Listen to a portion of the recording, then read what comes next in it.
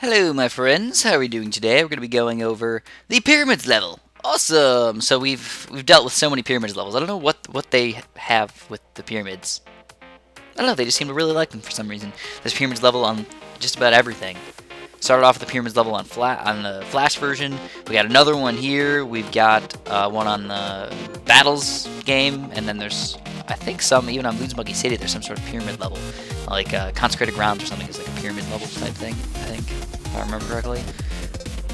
Maybe the giant boner over it is the fact that there's the super temple of the monkey god. It's like a temple. It's not really a pyramid. It's just weird. Okay, whatever. So let's get started in the action. Today I'm going to talk a little bit about the level, what I like about it, what I dislike about it, if I think it's a fun level, if I think they did a good job with the design of these levels. And I'm going to say, first off, yes, I do. I enjoyed, I think, every single one of these levels, except for maybe the extreme level. I haven't played that one yet, but I've seen what it does, and I don't like it. It's too scary. It's just like, I really feel like whenever they design these levels, they should make it so it is possible in apps. Like, that just seems fair. Like, you never want to design a level where you have to buy things to beat it. But then again, I do understand that they want to give people challenges, and they do have it so it is beatable on easy, it is beatable on medium, it is probably beatable on hard, and then Impoppable is supposed to be literally impoppable, so I guess I get the point that it's supposed to be impossible. So okay, I guess I can give them that. But usually when I just think about games, I just kind of, in my head, I should think in the back of my mind, it should be possible without anything extra in the game. So what did we do today? Well, we started off with a fantastic little engineer buddy right in the middle there, and he is just fantastic in the beginning game. He can literally take down everything. Once you get a spike factory, it's like game, set, match. What's going to take you down then? Well, still some stuff, but you just got to be a little careful. Farm a little bit right around those levels, and you're going to be just fine. By the time you get to level 20-ish, get a glue gunner, because obviously he helps a lot between 20 and 31-ish and 32-ish. And then obviously, even into those later rounds, 40, 43, 47, one glue gunner will be so much extra popping power than you think. It really does help. That's why I don't recommend ever selling that glue gunner, pretty much ever. And maybe even get a second glue gunner if you really want to. Usually one is good enough. And then, oh man, look at that! I actually let a lead balloon leak through. That's not good. You got to be really careful with the pineapples in the mobile version because they just plain suck. So back to the map. I would honestly rank this as a somewhat difficult map. On Impoppable, it definitely wasn't easy, but it definitely was not hard by any means. You can tell if I got 2 third-tier forms by the time we get to around about 37 or so, yeah, it's gonna be not too bad. Also, I really liked the fact that they put some water in some decent spots, at least one little chunk of water right there where my submarine is. That was a really nice little thing that they did there, but the two waters in the top right and the bottom left were just not really worth it, in my opinion. Like, what the heck are you going to do with those things? Nothing. You're not going to boat there. You might put a submarine there and put an advanced intel on it, but it's honestly just kind of silly. It's a little bit of a silly goose thing. So one thing that I did a little bit bad was I didn't have enough lead popping power. I just kind of relied on my glue gunner for too long, and I had to end up using a 0-2 boomerang or a 2-2 boomerang to try and pop those leads, which is obviously not the best thing to do. I also tried actually using a cannon one time, and I lost because of it. I put the cannon right where the glue gunner is, like just to the right of it, and I thought that if I put it on close, everything's going to kind of converge on that point, and I'd pop with the leads, but I didn't. I don't know what happened, and like 3 or 4 leads just walked right by, and I lost the game because of that. It was very, very upsetting, because I was trying to pineapple them and stuff, but it just didn't work out. So yeah, I lost the game on like level 37 or 38, and I had to redo this level, believe it or not, so I actually had a little bit better grasp on what I was supposed to do, I suppose. And I still messed up the lead stuff. I don't know, I just couldn't pick any good lead popping power towers. Could have used a wizard or something, I was just being kind of lame. At this point in the game, you're realizing, okay, I don't have as many farms as I did on the previous level that I played. By the way, if you guys like these types of videos, let me know. Maybe I'll do them a little bit more often. I know that I've played every single one of these maps on Impoppable mode, except for maybe Down the Drain, because I cheated a little bit, and I posted a video of it, but I cheated a little bit, so yeah, I felt bad about that one. I still feel bad about it that I cheated, but I still tried.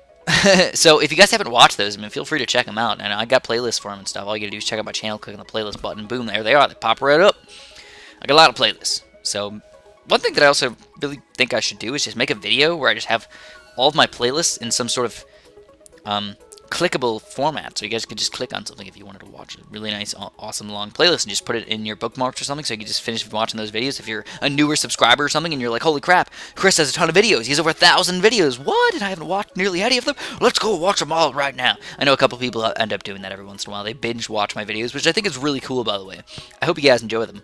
Some of my videos I think are actually worse when I get really tired, usually. You know, I'm kind of lame like that. I get really tired, especially when I'm overworked and stuff like that. And I just talk like this. And I'm like, oh yeah, today's video is going to be Balloons Tower Defense 5. Because I'm lame. But it's okay, because we got some fantastic action today, for sure.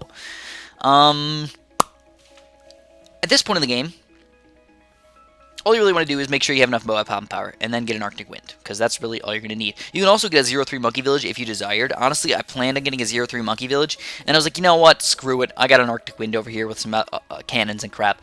I'm just going to end up getting a 3-2 Monkey Village. A little bit later on, I don't even remember what the heck round I got on, because obviously this is a post-commentary, not a live commentary, as you can probably tell from the extreme speed of this. This is sped up about 2.3 times or so. It's about 9.5 minute video or so, I think. I think it was right around there. And I got 2 farms, finally up to 4-2. Frickin' delicious. And here we go. I could go with a little bit more eco, but I decided to get the Arctic Wind just to be a little bit on the safe side. I know I already have a 2-3 glue gunner, and those guys usually glue every single balloon, and you probably won't have any issues. But at this point in the game, I'd really rather not take the chance and build a bunch of extra farms that I don't need, so I just went kind of on the safe side.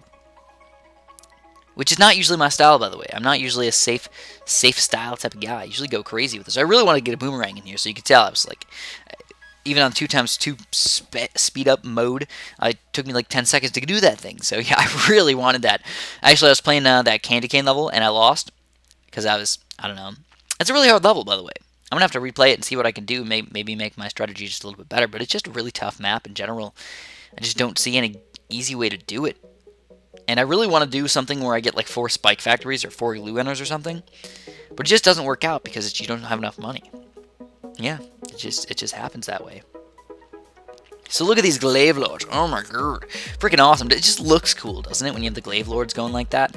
All their glaives kind of intersect with each other. I kind of feel like they're touching each other. They're like all on the same plane.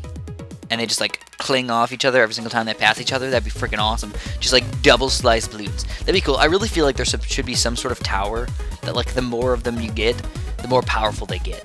You know, that'd be cool. I think. I don't even know how that would be organized or anything. It'd probably have to be pretty darn expensive. But good for late game or something. Good for mid-ish late game, around 75, 80 in that range. And in the late game too. I think would be pretty darn awesome.